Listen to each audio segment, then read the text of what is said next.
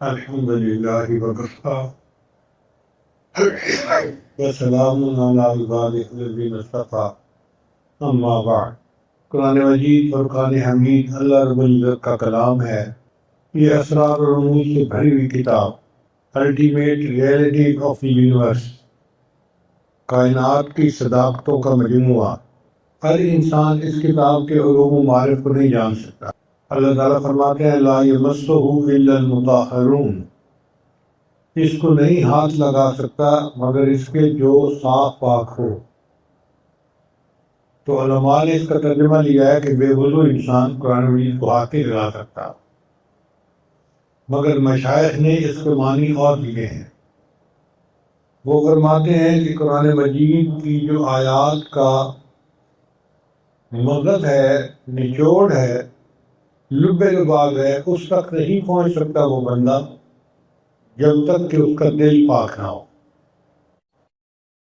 جب دل نازیبہ حرکتوں سے باز نہ آ جائے، وہ قرآن مجید کی آیات کے صحیح مفہوم کو سمجھنے سے قاصر ہو، معرف کو نہیں سمجھ سکتا۔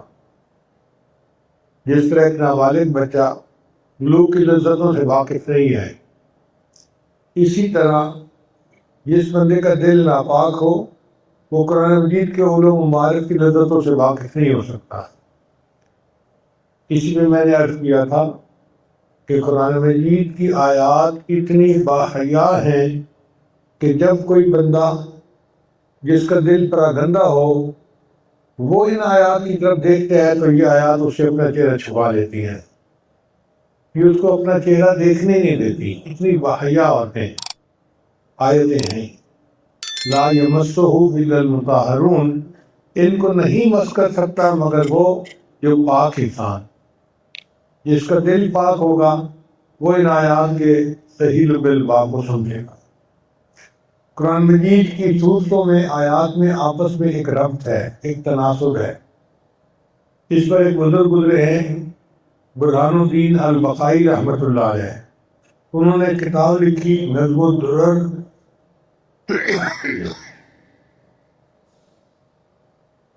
نظم الدرر فی تناسب الآیات والصور، آیات اور صورتوں کے درمیان جو تناسب ہے اس پر انہوں نے پوری کتاب لکھی، 6 جلدوں میں ہے، اور ایک ایک جلد اتنی موٹی ہے کہ مجھ سے ایک ہاتھ سے نہیں اٹھائی جاتی تھی۔ تو اتنے علوم و معارف اس کے آیات کے تناسب کے اندر ہے، ربط کے اندر ہے۔ چنانچہ کچھ صورتیں ایسی ہیں کہ جن کا آپس میں ایک دوسرے کے ساتھ ربط ہوتا ہے، مثلا سورۃ الذاریات اور سورۃ طور، یہ ایک دوسرے کا مرر امیج ہے۔ مرر امیج کا کیا مطلب کہ ان میں ایک میں جو مضمون کی ترتیب ہے دوسری صورت میں معکوس ترتیب ہے، ترتیب وہی ہے مگر الٹی ہے۔ اسی طرح سورہ النجم اور القمر، ان میں ترتیب معکوس کی کا تناسب ہے۔ پھر سورہ الرحمن اور سورہ الواقعہ، ان میں بھی مرر امیج کی ترتیب ہے۔ سورہ الرحمن میں 5 مضامین بیان کیے گئے ہیں، 1 2 3 4 5، اور سورہ الواقعہ میں وہی 5 مضامین 5 4 3 2 1 کی ترتیب سے بیان کیے گئے ہیں۔ تو پڑھنے والا انسان حیران ہو جاتا ہے کہ اللہ رب العزت کے کلام میں کتنی جو ہے وہ باریکیاں ہیں اور اس کے اسرار اور رموز کس قدر ہے۔ پھر ایک اور چیز بھی کہ قرآن مجید کی آیات میں اور صورتوں میں رنگ تھیوری بھی سامنے آتی ہے۔ رنگ تھیوری کہتے ہیں کہ جیسے ایک انگوٹھی بنی ہوتی ہے نا عورت کی، درمیان میں ایک موٹا ڈائمنڈ ہوتا ہے اور دائیں اور بائیں اس کا ڈیزائن بالکل ایک دوسرے کا الٹ ہوتا ہے، اس کو رنگ تھیوری کہتے ہیں۔ تو قرآن مجید کی آیات و صورتوں کے درمیان بھی رنگ تھیوری نظر آتی ہے۔ مثال کے طور پہ میں نے آیت الکرسی کی مثال پیش کی تھی کہ آیت الکرسی کے 9 ٹکڑے بنتے ہیں۔ یہ تو ایک آیت ہے نا، ایک آیت ہے آیت الکرسی، قرآن مجید کی سب سے بڑی عظمت والی آیت ہے حدیث پاک کے مطابق۔ اس کے 9 ٹکڑے بنتے ہیں، 1 2 3 4 5 6 7 8 9۔ تو اگر اس کو ہم دیکھیں تو 1 2 3 4 5 5 کا ٹکڑا بنتا ہے وَلَا يُحِيطُونَ بِعِلْمِهِ بِشَيْءٍ مِّنْ عِلْمِهِ إِلَّا بِمَا شَاءَ۔ یہ ہے اصل ڈائمنڈ جو اس نگینہ جو دکھانا چاہتے ہیں اللہ تعالیٰ۔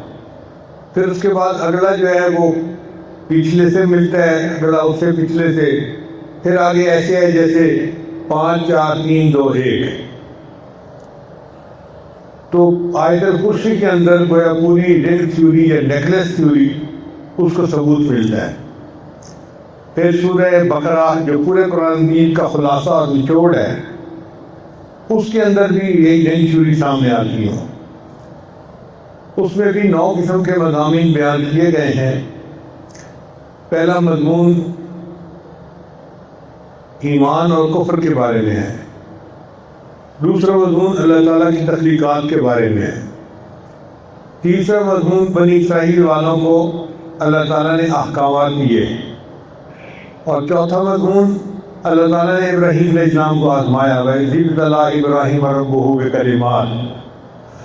اور پانچواں مضمون اصل ڈائمنڈ ہے، اور وہ کیا ہے کہ قَدْ نَرَىٰ تَقَلُّبَ وَجْهِكَ فِي السَّمَاءِ فَلَنُوَلِّيَنَّكَ قِبْلَةً تَرْضَاهَا۔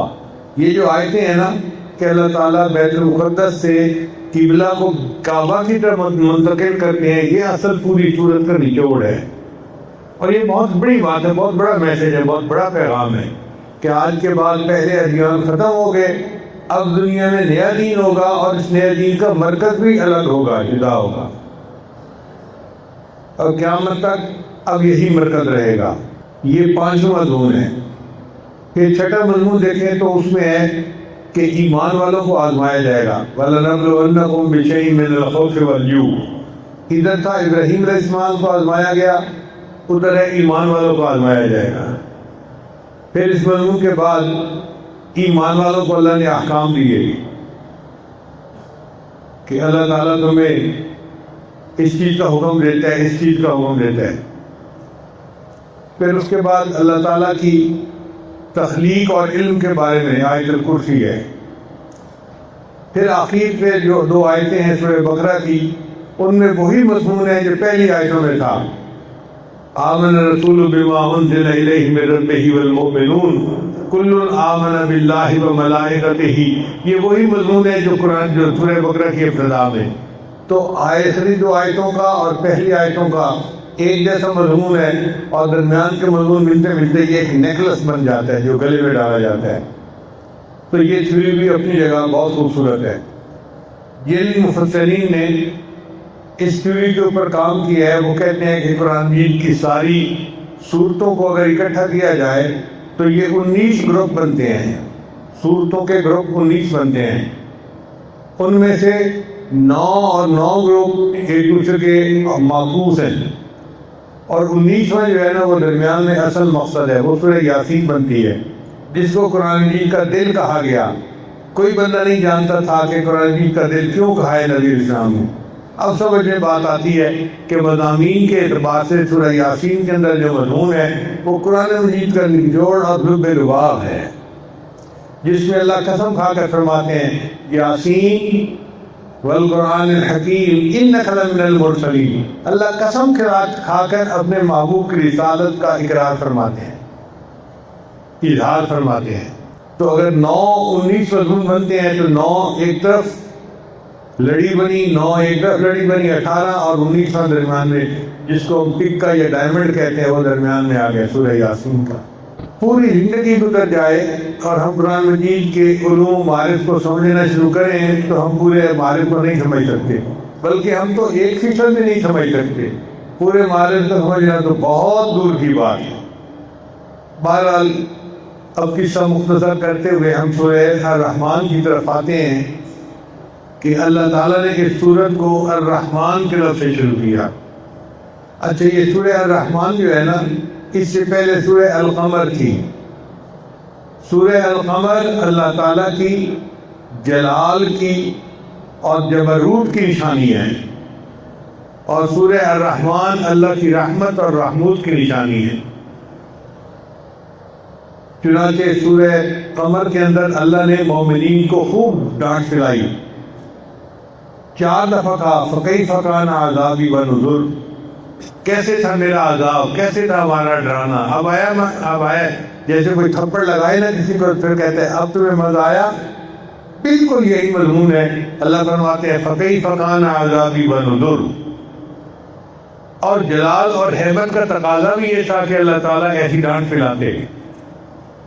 سورہ الرحمن چونکہ رحمت کا تقاضا کرتی ہے، اس میں اللہ تعالیٰ نے 31 مرتبہ فرمایا فَبِأَيِّ آلَاءِ رَبِّكُمَا تُكَذِّبَانِ، اے انسانوں اور جنوں کے گروہ، تم اپنے رب کی کون کون سی نعمتوں کو جھٹلاؤ گے۔ یہ محبت اور پیار کا کلمہ ہے۔ جیسے ماں اگر بچے کو ناراض ہو کے جو ہے نا غصہ کر بیٹھے اور بچہ رو پڑے تو ماں پھر کچھ کافی دیر اس کو پیار کرتی ہے، تو میرا بیٹا ہے، تو میری جان ہے، تو میرا پیارا ہے، اس کو تسلی دیتی ہے۔ اللہ تعالیٰ نے سورہ قمر میں مومنوں کو ڈانٹ پلائی، اور پھر سورہ الرحمن میں 31 مرتبہ اپنے بندوں کو فرمایا تم اپنے رب کی کون کون سی نعمتوں کو جھٹلاؤ گے، دیکھو یہ میری نعمت، یہ میری نعمت۔ فَبِأَيِّ آلَاءِ رَبِّكُمَا تُكَذِّبَانِ، تم اپنے رب کی کون کون سی نعمتوں کو جھٹلاؤ گے۔ تو واقعی ہم تو اللہ تعالیٰ کی نعمتوں کو نہیں جھٹلا سکتے، اور خاص طور پر ہمارے اوپر تو اللہ کی اتنی نعمتیں ہیں، اتنی نعمتیں ہیں، وَإِن تَعُدُّوا نِعْمَتَ اللَّهِ لَا تُحْصُوهَا، تم اللہ کی نعمتوں کو گننا چاہو تم گن بھی نہیں سکتے، اتنی نعمتیں اللہ کی ہمارے اوپر ہیں۔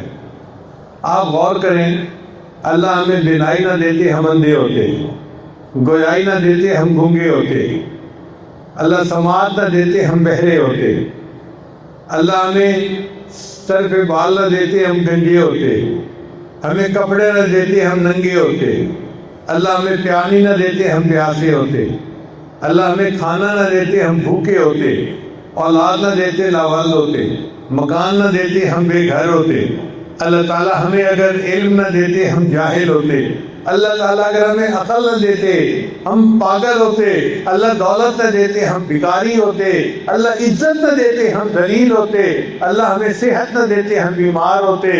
آج جو عزتوں بھری زندگی ہم گزارتے پھر رہے ہیں، یہ اللہ کا فضل اور احسان ہی تو ہے۔ ہم تو اللہ کی نعمتوں میں ڈوبے ہوئے ہیں سر سے لے کے پاؤں تک۔ فَبِأَيِّ آلَاءِ رَبِّكُمَا تُكَذِّبَانِ، اے انسانوں اور جنوں تم اپنے رب کی کون کون سی نعمتوں کو جھٹلاؤ گے۔ اب یہاں ایک سوال پیدا ہوتا ہے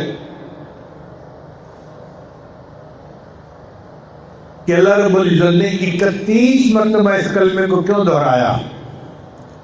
یہ تو پکی بات ہے کہ اس کلمے کو بار بار پڑھ کے مزہ آتا ہے تلاوت کرتے ہوئے، مگر اس کے پیچھے کوئی حکمت بھی تو ہوگی نا۔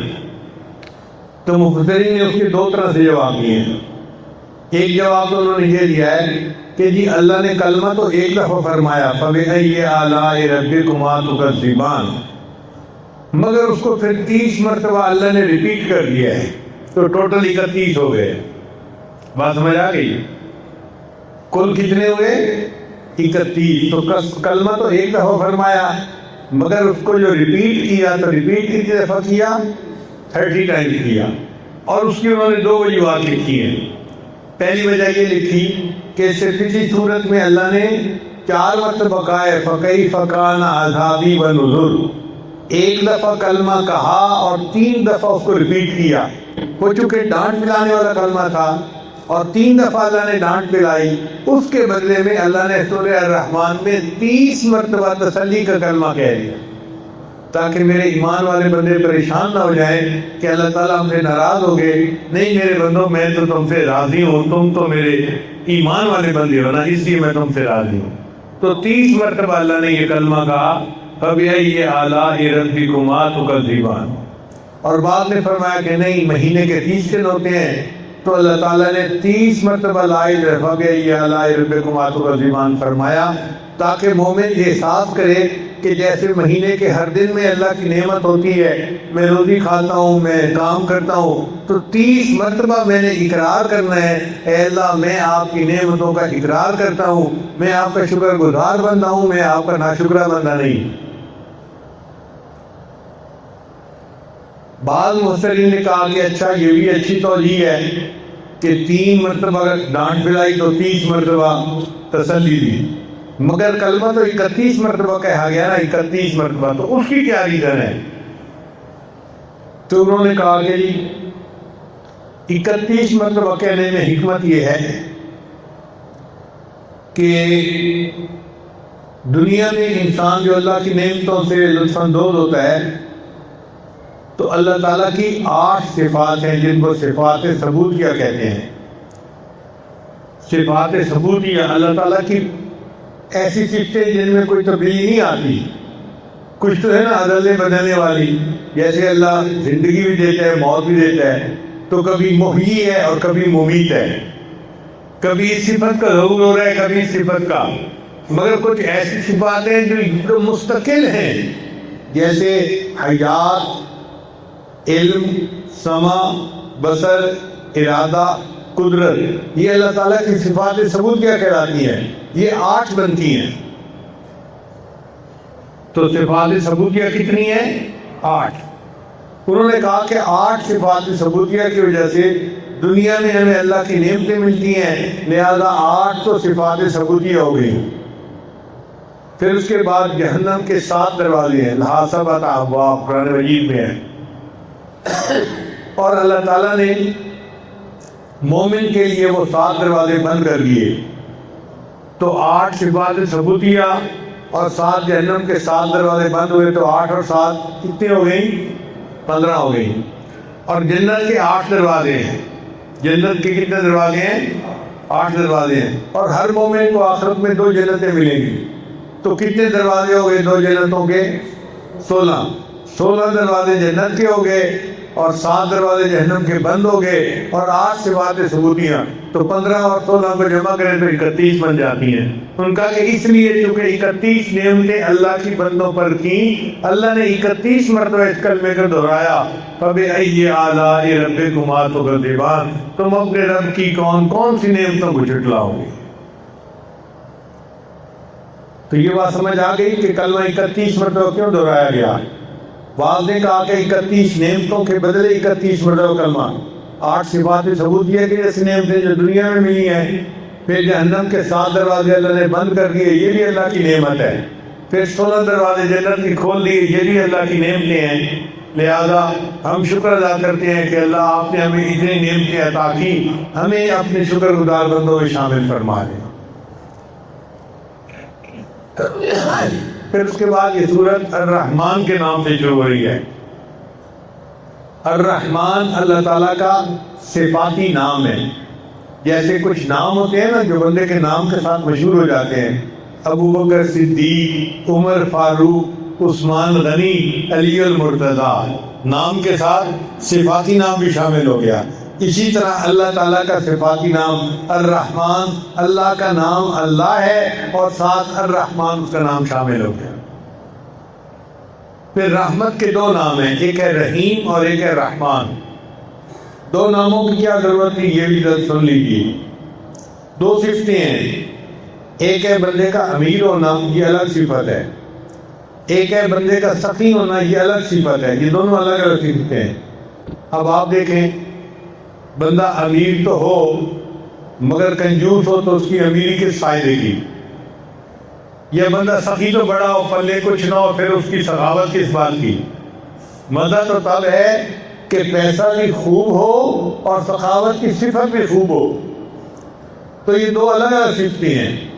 اس لیے اللہ تعالیٰ کی رحمت کے 2 انداز ہیں، ایک تو اللہ کی رحمت بھی بے حساب ہو اور دوسرا اس کا خرچ بھی بے انتہا ہو رہا ہو۔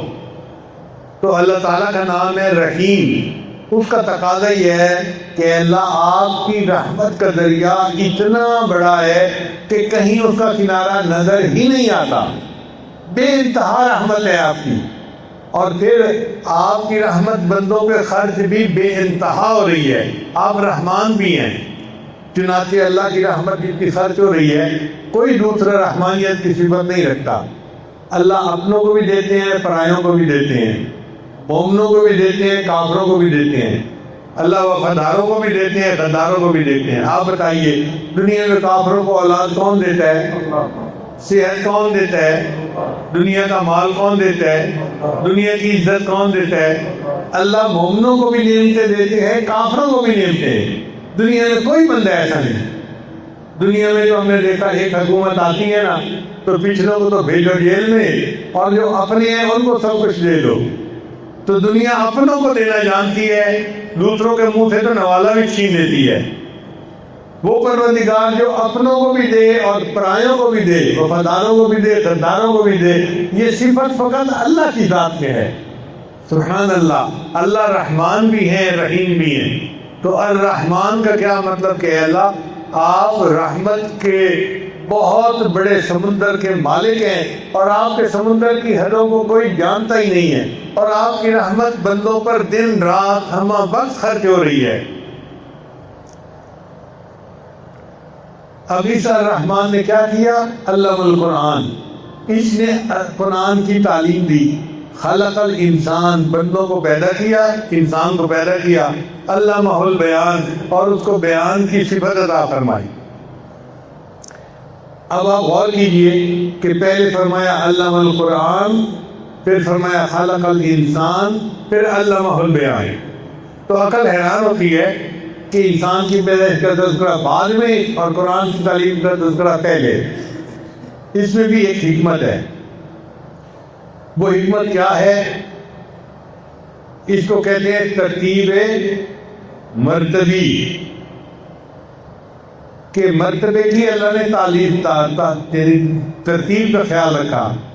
علم القرآن کا مصداق نبی علیہ السلام بنتے ہیں، اللہ کے حبیب جن کو اللہ نے قرآن دیا. تو علم القرآن کا مصداق کون بنتا ہے؟ نبی علیہ السلام بن گئے. اور خلق الانسان کا مصداق کون بنا؟ آدم علیہ السلام بن گئے. اور علمہ البیان کا مصداق ساری مخلوق بن گئی. اللہ نے مرتبے کا خیال رکھا، پہلے نبی علیہ السلام کا تذکرہ، پھر آدم علیہ السلام کا تذکرہ، پھر عام انسانوں کا تذکرہ. لہذا فرمایا علم القرآن خلق الانسان علمہ البیان. اور بعض مفسرین نے کہا کہ نہیں، اللہ نے ترتیب طبعی کا خیال رکھا ہے کہ نعمتوں میں جو طبعی ترتیب تھی اس کا خیال. مثلا انسان کا بولنا ایک بڑی نعمت ہے، پھر اس سے بھی بڑی نعمت ہے انسان کا پیدا ہونا، اور اس سے بھی بڑی نعمت ہے انسان کو قرآن کا علم حاصل ہونا. تو اگر نعمتوں کی ترتیب کا خیال رکھا جائے تو بھی سب سے پہلے قرآن آتا ہے، پھر انسان آتا ہے، پھر اس کے بعد انسان کو بیان آتا ہے. تو ترتیب طبعی دیکھیں یا ترتیب مرتبی دیکھیں تو صورتوں کی آیتوں کی ترتیب یہی بنتی ہے. الرحمن علم القرآن خلق الانسان علمہ البیان. یہاں تک بات سمجھ آ گئی؟ کیوں جی؟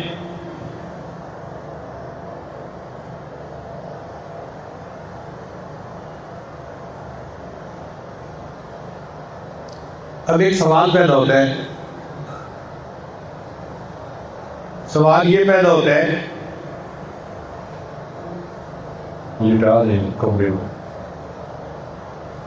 سوال یہ پیدا ہوتا ہے کہ یہاں پر اللہ تعالیٰ نے قرآن مجید کے علم کا تذکرہ پہلے کیا اور انسان کی تخلیق کا تذکرہ بعد میں کیا. الرحمن علم القرآن خلق الانسان علمہ البیان. ایسے ہی ہے نا؟ پہلے تذکرہ کس کا ہوا؟ قرآن کا. پھر تذکرہ ہوا انسان کا. جبکہ سورہ علق میں اس کا الٹ ہے. سنیے، اللہ فرماتے ہیں اقرا بسم ربک الذی خلق خلق الانسان من علق اقرا وربک الاکرم الذی علم بالقلم علم الانسان ما لم یعلم. تو سورہ علق میں انسان کی تخلیق کا تذکرہ پہلے کیا، علم کا تذکرہ بعد میں کیا.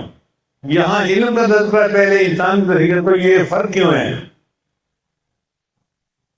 ہاں جی، کون بتائے گی؟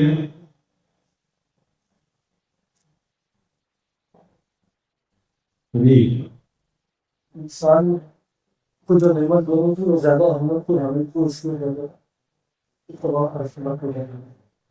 تو سورہ الرحمن میں اللہ نے علم کا تذکرہ پہلے کیا، انسان کی تخلیق کا تذکرہ بعد میں کیا، جبکہ سورہ علق میں اللہ نے انسان کی پیدائش کا تذکرہ پہلے کیا، علم کا تذکرہ بعد میں کیا۔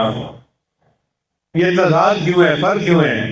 تو مفسرین کو اللہ جزائے خیر دے، انہوں نے مسئلے کو حل کر لیا۔ انہوں نے کہا کہ اس میں کوئی فرق نہیں ہے، سمجھ کی بات ہے۔ سورہ الرحمن میں قرآن کے علم کا تذکرہ تھا، وہ انسان کی پیدائش سے بڑی نعمت ہے۔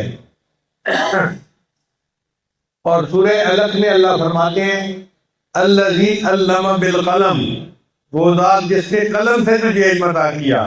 اور قلم سے جو علم ملتا ہے وہ مادی علم ہوتا ہے، وہ سائنسی علم ہوتا ہے، وہ دنیا کا علم ہوتا ہے جس کے لیے قلم کی ضرورت ہوتی ہے۔ قرآن یاد کرنے کے لیے یا سمجھنے کے لیے قلم کی کوئی ضرورت نہیں ہے۔ یہ چھوٹے چھوٹے بچے قلم پکڑنا نہیں جانتے، یہ قرآن کے حافظ بن جاتے ہیں۔ تو علم قلم جس کو کہا گیا اس سے مراد مادی اور سائنسی علم تھا۔ تو قرآن کا علم انسان سے افضل ہے، اس کا تذکرہ پہلے کیا، اور انسان سائنسی علم سے زیادہ اعلیٰ ہے، اس لیے اللہ نے انسان کا تذکرہ پہلے کیا، علامہ بالقلم کا تذکرہ بعد میں کیا۔ تو یہ مسئلہ بھی حل ہو گیا۔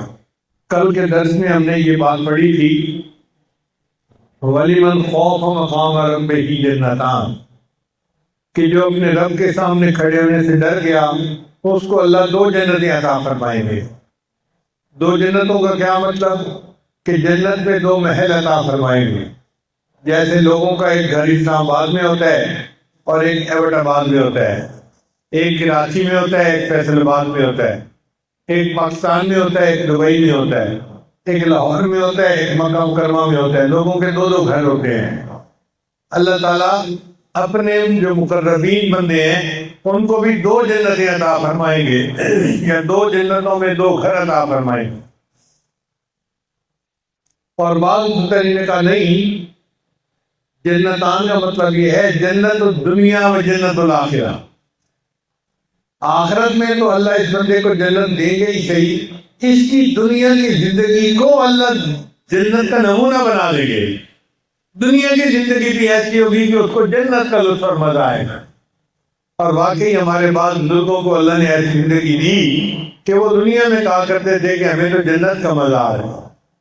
اس کا یہ مطلب نہیں کہ ان پہ پریشانی نہیں آتی، پریشانیاں آتی ہیں، مگر پریشانیاں ان کے دلوں پہ اثر نہیں کرتی۔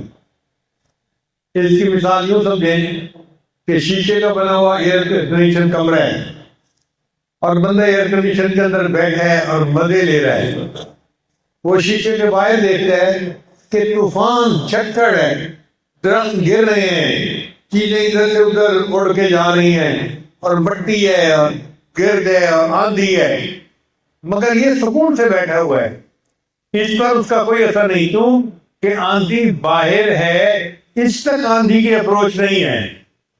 یہی اللہ والوں کا مثال ہوتی ہے کہ زندگی کی پریشانیاں ان کو آتی تو ہیں، لیکن وہ پریشانیاں ان کے ظاہر پر ہوتی ہیں، ان کے دل تک نہیں پہنچ پاتی، ان کا دل پریشان نہیں ہوتا، دل بالکل پرسکون ہوتا ہے، وہ اللہ کی یاد میں لگے ہوتے ہیں۔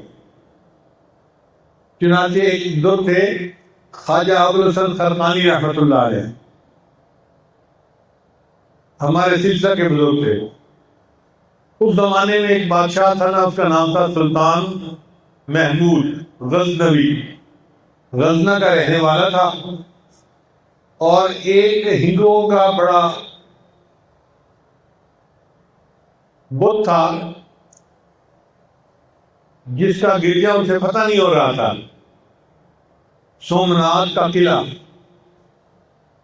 جب بھی سلطان محمود اس پر چڑھائی کرتا تو سارے ہندو اکٹھے ہو کے مقابلے کے لیے آ جاتے اور مسلمانوں کو ہرا دیتے۔ 16 مرتبہ سلطان محمود نے حملہ کیا۔ اب آپ غور کریں، 16 مرتبہ اگر پکنک پہ جائے نا تو تنگ آ جاتا ہے، یار چھوڑو پکنک کی بات، اب تو پکنک پہ جانے کو دل ہی نہیں کرتا۔ اس نے 16 مرتبہ حملہ کیا اور 16 مرتبہ اس کو شکست ہوئی، اور 7ویں مرتبہ اس نے پھر حملہ کرنے کی نیت کری۔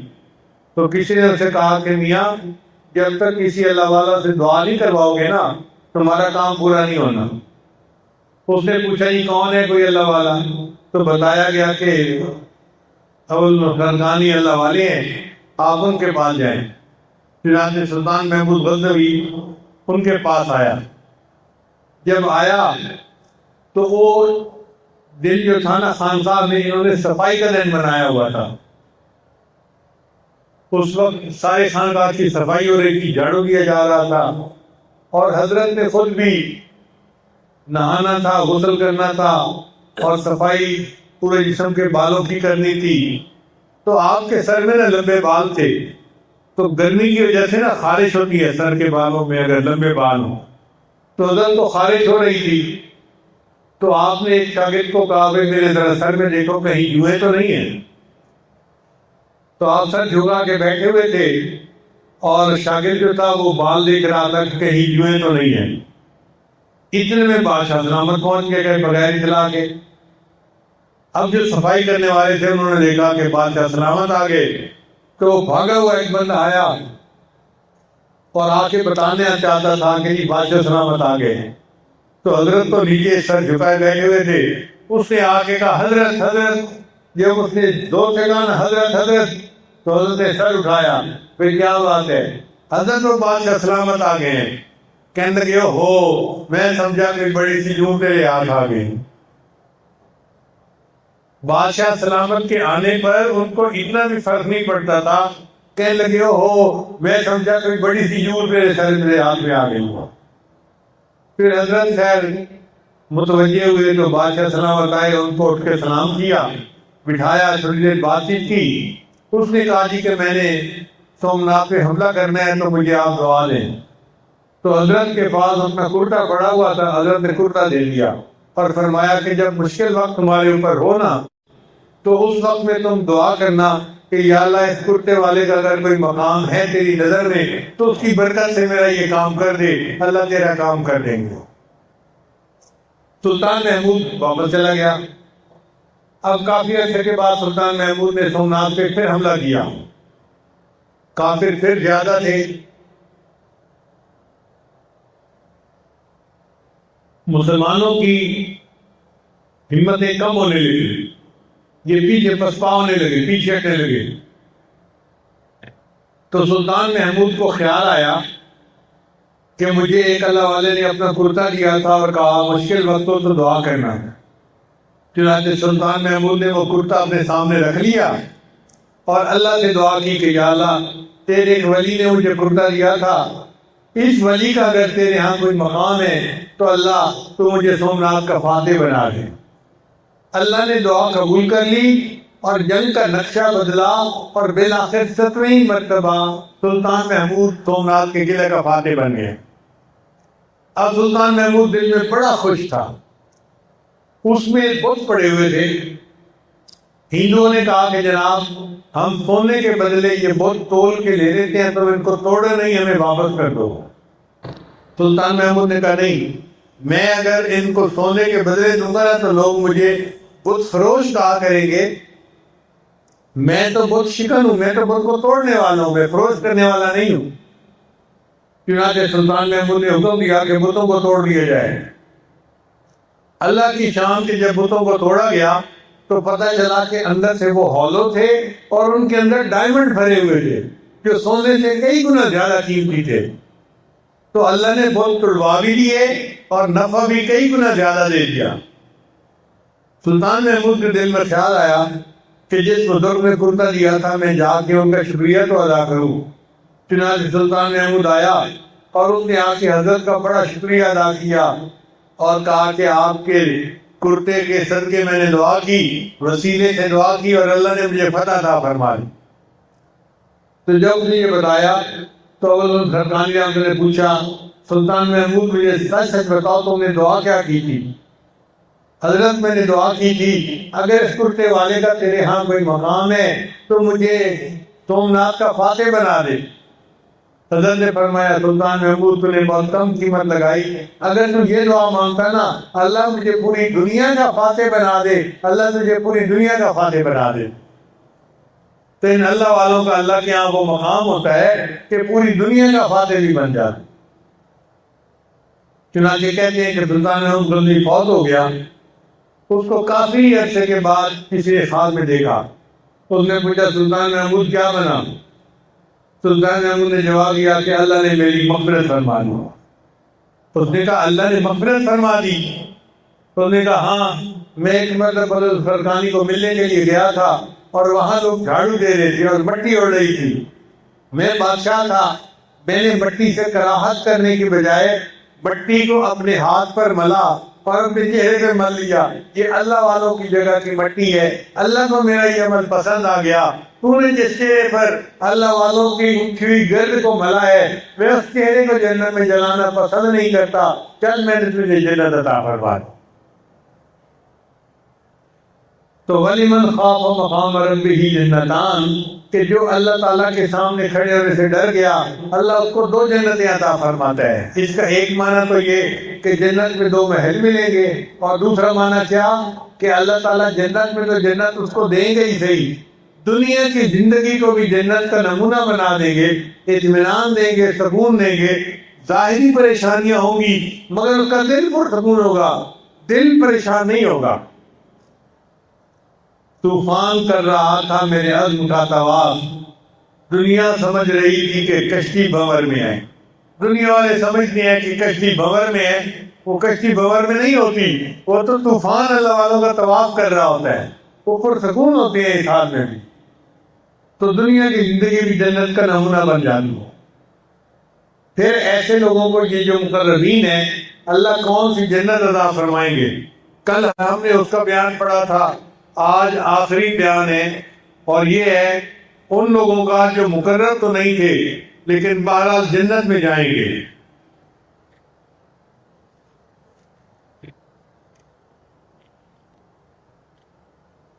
اللہ فرماتے ہیں وَمِن دُونِهِمَا جَنَّتَانِ، اور ان 2 جنتوں کے علاوہ 2 جنتیں اور بھی ہوں گی۔ فَبِأَيِّ آلَاءِ رَبِّكُمَا تُكَذِّبَانِ، پس تم اپنے رب کی کون کون سی نعمتوں کو جھٹلاؤ گے؟ مدھامتان، بہت گہرے سبز باغ، یعنی یہ جو جنتیں ہوں گی نا، ان کے جو درخت ہوں گے وہ بہت سبز گہرے ہوں گے اور خوبصورت باغ ہوں۔ فَبِأَيِّ آلَاءِ رَبِّكُمَا تُكَذِّبَانِ فِيهِمَا عَيْنَانِ نَضَّاخَتَانِ، ان میں 2 چشمے ہوں گے جو ابلتے ہوئے ہوں گے۔ ابلتے ہوئے چشمے آپ جانتے ہیں آج کل تو سپرنگ نیچے لگے ہوتے ہیں پمپ کے ساتھ، اور ان میں سے پانی جو ہے فوارے کی طرح اوپر جا رہا ہوتا ہے، یہ عینان نضاختان ہے۔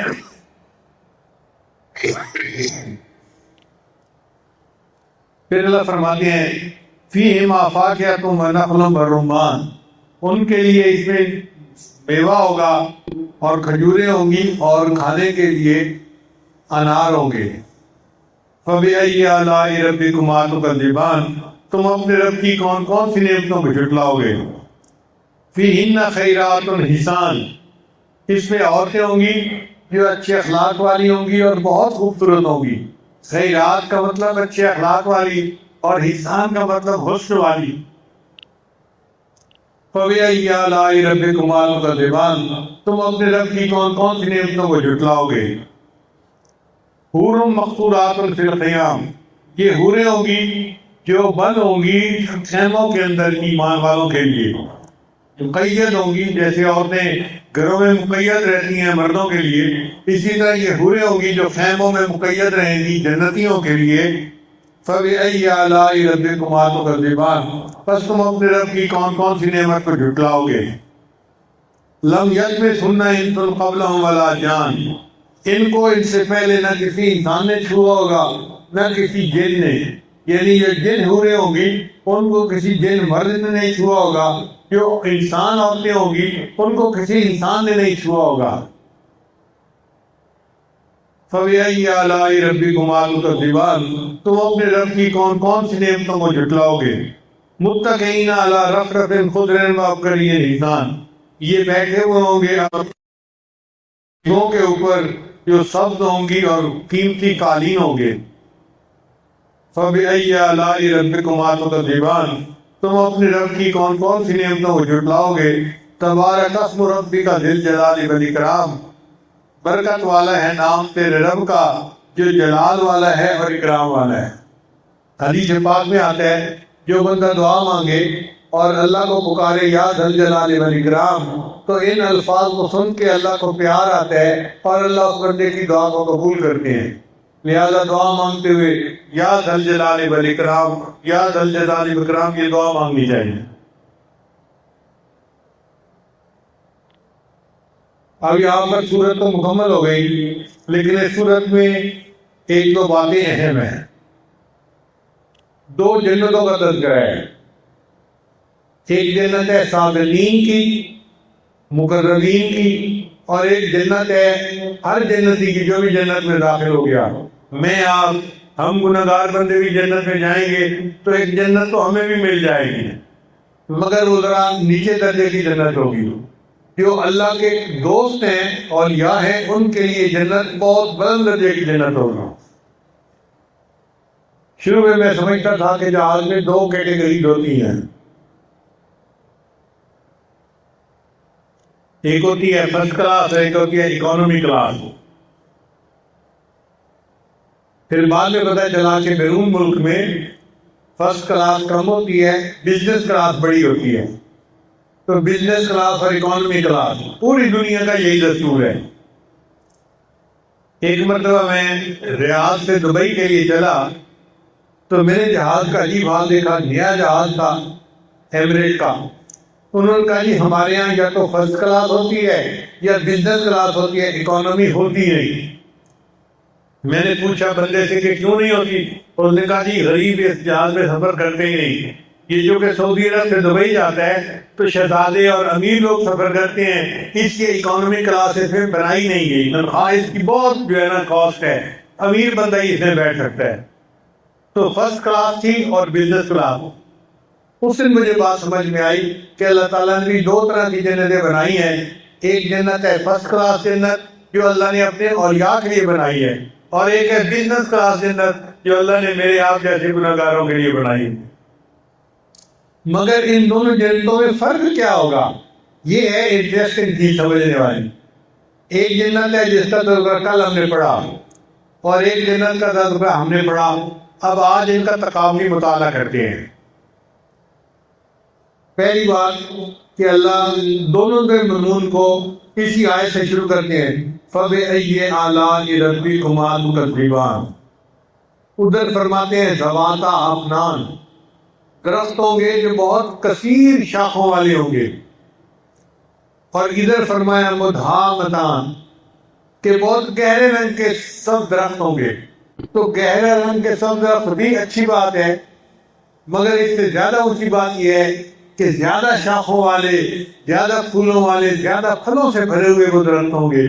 تو ادھر ذواتا افنان کہا، پھر فرمایا فَبِأَيِّ آلَاءِ رَبِّكُمَا تُكَذِّبَانِ۔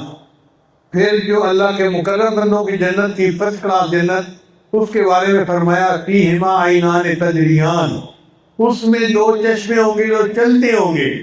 جیسے لوگ نا نہر کے کنارے گھر بنانا پسند کرتے ہیں، تو لگتا ایسے ہے کہ یہ ایسی جنت ہوگی جس کے اندر سے دو نہریں گزرتی ہوں گی، چشمے گزر رہے ہوں گے، چل رہے ہوں گے۔ یہ فوار دینے والے چشمے نہیں ہیں، یہ چلنے والے ہیں، اور یہ زیادہ اچھے ہیں کیونکہ ان میں جنتی نہا بھی سکے گا، یہ سوئمنگ پول کا بھی کام دیا کریں گے۔ تو عینان تجریان افضل ہے بنسبت عینان نداختان سے۔ پھر اس کے بعد اللہ فرماتے ہیں فَبِأَيِّ آلَاءِ رَبِّكُمَا تُكَذِّبَانِ۔ پھر فرمایا فِيهِمَا مِن كُلِّ فَاكِهَةٍ زَوْجَانِ، کہ اس میں ہر میوے کی دو قسمیں ہوں گی۔ ہم نے پڑھا تھا جیسے کھجور کچی بھی کھائی جاتی ہے، پکی بھی کھائی جاتی ہے، تو ہر میوے کی دو قسمیں ہوں گی۔ اب ایک قسم جو ہے وہ ہو سکتا ہے کچی ہو اور ایک قسم پکی ہو، یا ہو سکتا ہے ایک قسم عام ہو اور ایک قسم خاص ہو، کوئی ایسا فلیور جو اللہ کو معلوم ہے بندوں کو پتہ ہی نہیں ہے، مگر دو طرح کے میوے ہوں۔ حدیث پاک میں آتا ہے کہ ایک ہی درخت سے دو جنتی پھل توڑیں گے، اس کو مزہ اور آئے گا، اس کو مزہ اور آئے گا۔ جس کا درجہ کم ہوگا اس کو تھوڑا مزہ آئے گا، اور جس کا مزہ زیادہ ہوگا اس کو زیادہ مزہ آئے گا۔ سیدنا صدیقہ رضی اللہ تعالیٰ عنہ اور نبی علیہ السلام ایک ہی درخت کے پھل کھائیں گے، لیکن ہم عائشہ صدیقہ کو مزہ کم آئے گا اور نبی علیہ السلام کو پھل کا مزہ اور لطف سے جدا آئے گا۔ تو اللہ فرماتے ہیں کہ ان میں فاقہ کی دو قسمیں ہوگی۔ اب وہ کیا کیا ان کی کوالٹیز ہیں یہ تو اللہ بہتر جانتا ہے نا۔ پھر اس کے بعد اللہ فرماتے ہیں متکئین علی فرش بطائنها من استبرق وجنى الجنتین دان، کہ متقی اپنے بستروں کے اوپر بیٹھے ہوں گے جن کا استر ریشم کا ہوگا اور پھل ان کے قریب ہوں گے۔ تو جو اللہ کے مقرب بندوں کی جنت تھی نا، وہاں نشانی یہ بتائی کہ بیٹھے ہوں گے اور پھل کھا رہے ہوں گے، تو ایسے لگتا ہے جیسے بیٹھنا کوئی بڑا مزے کی چیز ہوگی۔ جبکہ دوسری جنت میں اللہ تعالیٰ نے ان کی بیویوں کا تذکرہ کیا، فیہن خیرات حسان، ان میں ہوں گی اچھے اخلاق والی خوبصورت ان کی بیویاں۔ تو جو بزنس کلاس تھی اس کے لیے تو عورتوں کا تذکرہ کیا کہ ان کی بیویاں ہوں گی، خوبصورت ہوں گی۔ اس کا مطلب یہ کہ وہ اپنی بیویوں کے ساتھ وقت گزاریں گے اور لطف اندوز ہوں گے۔ اور جو اللہ کے مقرر بندوں کی جنت تھی اس میں اللہ فرماتے ہیں کہ وہ بیٹھے ہوئے ہوں گے۔ اب یہ بیٹھنا تو کوئی لذت والی چیز نہیں، عام بندہ تو یہی سمجھتا ہے، مگر سچ یہ ہے کہ یہ بیٹھنا لذت والی چیز ہوگی۔ کیوں کہ یہ یہاں دنیا میں بیٹھ کے جس طرح مراقبہ کیا کرتے تھے، جنت میں یہ جنتی بیٹھ کے اپنے اللہ کا مشاہدہ کیا کریں گے، اس لیے بیٹھنا ان کے لیے بہت نعمت ہوگی۔ بس یہ بیٹھے رہیں گے، محبوب کا دیدار کرتے رہیں گے۔ ان کی جنت میں سب سے بڑی تمنا یہی ہوگی ہم اللہ کا دیدار کرتے رہیں، ہمیں انٹرپٹ کوئی نہ کرے۔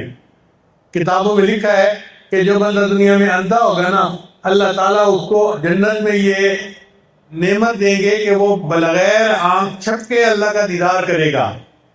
اللہ فرمائیں گے تو نے دنیا میں میرے کسی غیر پر نظر نہیں اٹھائی تھی، اب تمہیں میں یہ نعمت دیتا ہوں تو بغیر انٹرپشن کے میرے دیدار کر سکے گا۔ تو جو اللہ والے ہوں گے، جنہوں نے دنیا میں مراقبے کیے ہوں گے، گھنٹوں اللہ کے انتظار میں بیٹھے ہوں گے، اللہ ان کو جنتوں میں بیٹھنے کی آرام دہ جگہ بنا کے دیں گے اور فرمائیں گے تم اپنے تکیوں کے اوپر بیٹھ جاؤ، اور بیٹھ کے اب تمہیں مراقبہ نہیں کرنا، اب تو مشاہدے کا وقت ہے، تم بیٹھ کے اپنے اللہ کے جمال کا دیدار کرتے رہو۔ تب یہ خوش ہوں گے کہ دنیا میں ہم نے جو لمبے لمبے مراقبے کیے، آج اس کے بدلے ہمیں اتنا بڑا مشاہدہ نصیب ہو گیا، یہ اللہ کا ہم پر کتنا فضل اور کرم ہے۔ اور یہ اللہ والے جو ہیں ان کو یہ مشاہدہ زیادہ مطلوب ہوگا بنسبت اپنی بیویوں کے، اس لیے اللہ نے ان کا بیویوں کا تذکرہ نہیں کیا، ان کو مشاہدے کا تذکرہ پہلے کیا۔ متکئین علی فرش بطائنها من استبرق وجنى الجنتین دان فبأي آلاء ربكما تكذبان۔ اب ہر وقت تو بندہ مشاہدہ نہیں کر سکتا، دل چاہتے ہے کہ ذرا گھر والوں سے بھی بات کرے، تو اللہ نے اس کے بعد پھر ان کی بات فرمائی، فیہن قاصرات الطرف، ان میں نگاہیں نیچی رکھنے والی ہوں گی، اس سے مراد مومنہ عورتیں ہیں۔ تو اللہ والوں کے لیے مومنہ عورتوں کا تذکرہ کیا، اس لیے کہ وہ حوروں سے بھی زیادہ خوبصورت ہوں گی، اور ہر مومنہ عورت کی خادمہ ایک حور عین ہوگی، اور اس حور عین کی آگے 70,000 حوریں اس کی خادمائیں ہوں گی۔ تو مومنہ عورت کا تو مقام ہی کچھ اور ہوگا۔ ام سلمہ رضی اللہ عنہا نے پوچھا، اے اللہ کے حبیب صلی اللہ علیہ وسلم، کیا مومنہ عورتیں حوروں سے زیادہ خوبصورت ہوں گی؟ تو نبی صلی اللہ علیہ وسلم نے فرمایا ہاں، اتنی خوبصورت ہوں گی کہ جنت کی حوریں ان کے حسن کو دیکھ کے تعجب کیا کریں گی کہ یہ عورتیں کتنی زیادہ حسین ہیں۔ انہوں نے پوچھا کہ اللہ ان کو یہ حسن کیوں عطا فرمائے گا؟ تو نبی صلی اللہ علیہ وسلم نے فرمایا بتاؤ، کیا وہ نماز نہیں پڑھتی، روزہ نہیں رکھتی؟ اگر وہ دنیا میں نماز پڑھتی ہیں، روزہ رکھتی ہیں اور پردے کی مشقت برداشت کرتی ہیں، اس کے بدلے اللہ انہیں جنت میں حوروں سے بھی زیادہ حسن عطا فرمائیں گے اور حوروں کی وہ مالکہ بن جائیں گے۔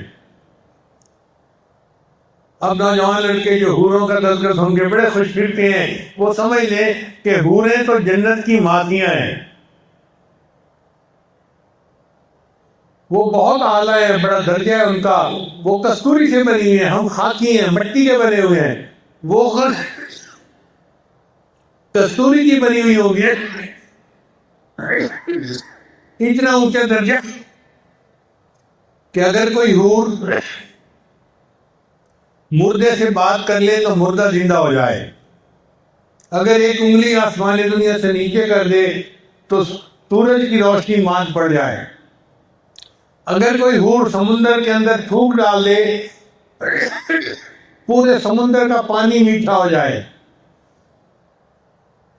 اتنی خوبصورت حور جنت کی خادمہ ہوگی، ان 70,000 حوروں کی جو ملکہ ہوگی اس کو حور عین کہیں گے، موٹی آنکھوں والی حوریں، اور وہ حور عین وہ ہر مومنہ عورت کو خدمت کے لیے عطا کی جائے گی۔ اب آپ بتائیں کہ جنت کا جو مالک ہوگا اس کو اپنی بیوی زیادہ پسند آئے گی یا وہ حوروں کے پیچھے بھاگتا پھر رہا ہوگا؟ تو ان مومنوں کے لیے اللہ نے ان کی بیویوں کو اتنا خوبصورت بنا دیا ہوگا، اتنا خوبصورت بنا دیا ہوگا کہ ان بیویوں کے سامنے حوریں بھی ترس رہی ہوں گی کہ کاش ہمیں ہی حسن عطا کر دیا جاتا۔ اس لیے ایمان والے جو ہے وہاں بھی اپنی بیویوں کے ساتھ خوشی کا وقت گزاریں گے۔ اللہ فرماتے ہیں کأنہن الیاقوت والمرجان، ان کی بیویاں اتنی خوبصورت ہوں گی جیسے کہ کوئی یاقوت ہوتا ہے یا مرجان ہوتا ہے۔ فبأي آلاء ربكما تكذبان هل جزاء الإحسان إلا الإحسان فبأي آلاء ربكما تكذبان۔ دونوں جنتوں کے تذکروں میں اللہ نے 8 مرتبہ فبأي آلاء ربكما تكذبان اس میں ذکر کیا ہے، اور 8 مرتبہ دوسری جنت کے ذکر میں کیا ہے۔ 8 اور 8 16 تو یہ بن گئے، اور باقی 15 رہ گئے۔ تو ان 15 میں 8 کے ہیں وہ صفات ثبوتیہ کے دوران اللہ نے ذکر کیے، اور 7 کے ہیں وہ جہنم کا تذکرہ کرنے والوں کے ذکر کیے۔ تو 31 مرتبہ فبأي آلاء ربكما تكذبان، اس کی ترتیب بھی سمجھ میں آ جاتی ہے۔ اللہ تعالیٰ نے قرآن مجید کی سچی محبت عطا فرمائے۔ اب آپ حضرات باقی سال اپنے گھروں میں جا کے قرآن مجید کا ترجمہ بھی سیکھیں، تفسیر بھی پڑھیں، قرآن مجید کی تلاوت بھی خوب کریں، اور قرآن مجید کے ساتھ اپنی قلبی محبت کو بڑھائیں۔ اللہ تعالیٰ ہمیں قرآن مجید کی جو علوم معارف ہیں وہ سب عطا فرمائے اور اس کی سچی محبت نصیب فرمائے۔ وآخر دعوانا ان الحمد للہ رب العالمین۔